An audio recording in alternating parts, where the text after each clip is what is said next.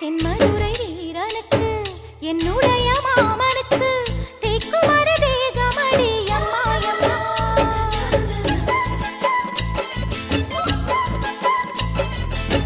மாமன் பெற்ற பெண்ணுனக்கு மையெழுதும் கண் எதுக்கு என்னை வந்து கொல்லுதடி அம்மா அம்மா.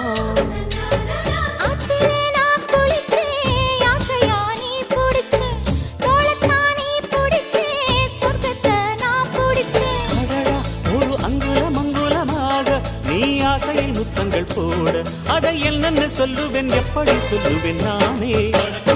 சந்தனமே குங்குமமே நில்லடியோ இனி